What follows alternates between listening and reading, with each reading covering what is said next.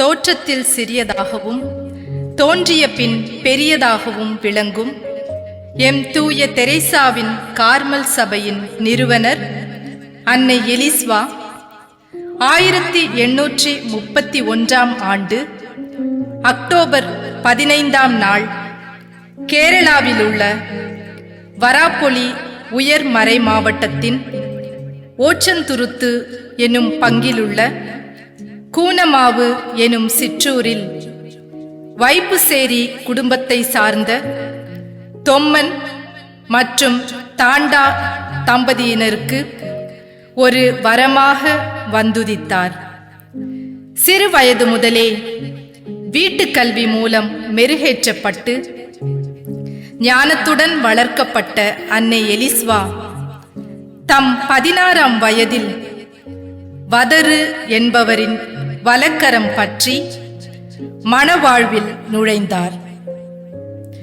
இவர்களின் இனிய இல்லற வாழ்வுக்கு பரிசாக தோன்றினார் அன்னா என்ற அழகிய குழந்தை. இந்த புண்ணிய பூக்கள் மீது புயல் காற்று வீச தன் மகளை ஈன்ற 1½ ஆண்டில் அன்னை எலிஸ்வா கைம்பெண் ஆனார். இறை திட்டத்தை மறுப்பின்றி ஏற்ற நம் அன்னை 14 ஆண்டுகள் ஆழ்ந்த ஜெபத்தில் தன் வாழ்நாட்களை கழித்தார்.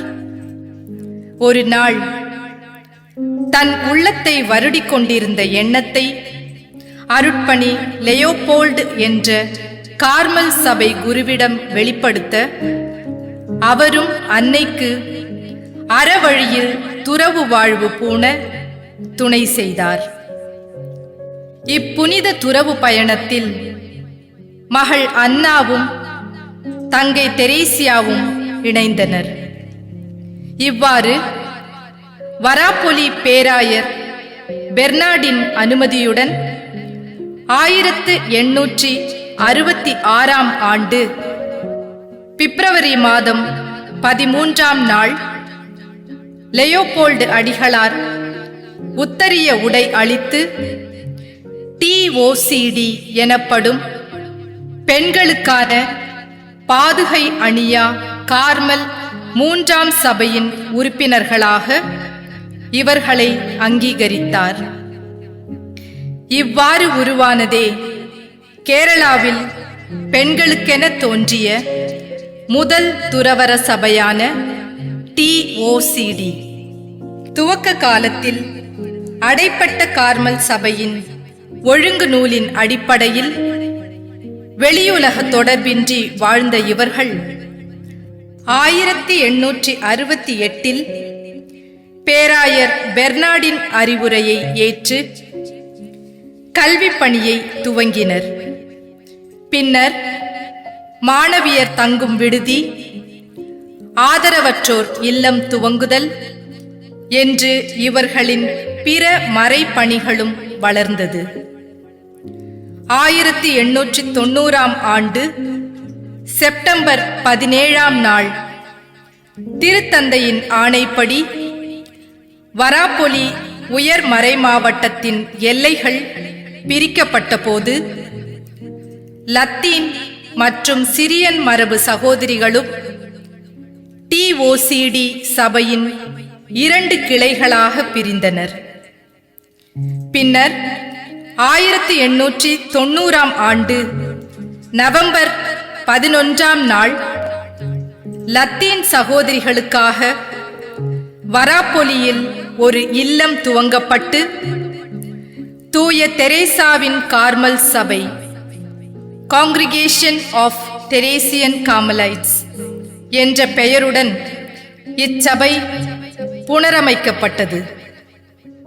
சகோதரிகள் கல்வி பணி, மருத்துவ பணி மற்றும் காலத்திற்கு ஏற்ற மறைப்பணிகளை பற்பல இடங்களில் செய்து வருகின்றனர்.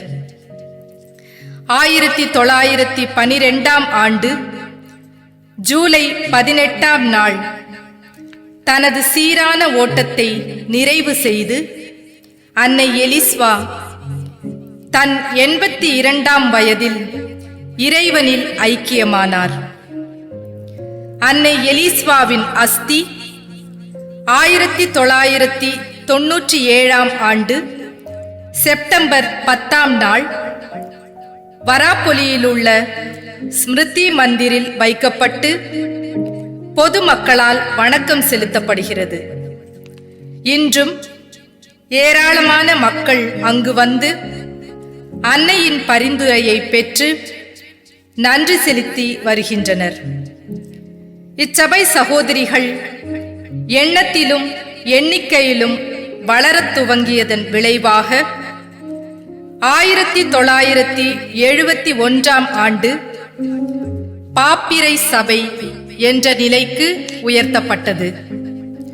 அன்னை எலிஸ்வா அகில உலக திருச்சபைக்கு ஆற்றிய போற்றுதற்குரிய பங்களிப்பினை பாராட்டும் வண்ணம் 31 மே 2008 அன்று இறை ஊழியர் என்ற நிலைக்கு உயர்த்தப்பட்டு அவரது புனிதர் பட்டத்திற்கான மறைமாவட்ட செயல்முறைகள் வராப்பொலி உயர் மறை மாவட்டத்தில் அதிகாரப்பூர்வமாக துவங்கப்பட்டது. மேலும் 8 நவம்பர் 2023 அன்று திருத்தந்தை பிரான்சிஸ் அவர்களால் வணக்கத்துக்குரியவர் என்று அறிவிக்கப்பட்டார். 8 நவம்பர் 2025 அன்று திருத்தந்தை லியோ அவர்களால் அருளாளர் நிலைக்கு உயர்த்தப்பட்டார். கூனமாவில் விதையாய் ஊன்றப்பட்டு இன்று விருட்சமாய் வளர்ந்து நிற்கும் எம் சபையின் தலைமையகம் 1977 முதல் எர்ணாகுளத்திலுள்ள இடப்பள்ளி செயின்ட் ஜோசப்ஸ் வித்யாபவனுக்கு மாற்றப்பட்டது. தற்போது எம் சபை 11 மறை மாநிலங்களை கொண்டுள்ளது. வட தமிழகத்தில் உள்ள எம் விமலா மறை மாநிலமும் அவற்றின் ஓர் அங்கமாகும். தமிழகத்தின் 8 மறை மாவட்டங்களில் எம் மறைமாநில சகோதரிகள் பணி செய்து வருகின்றனர். எமது சிடிசி சபையில் 1400க்கும் மேற்பட்ட சகோதரிகள் உலகமெங்கும் 78 மறை மாவட்டங்களில் 220 இல்லங்களில் பணி செய்து வருகின்றனர்.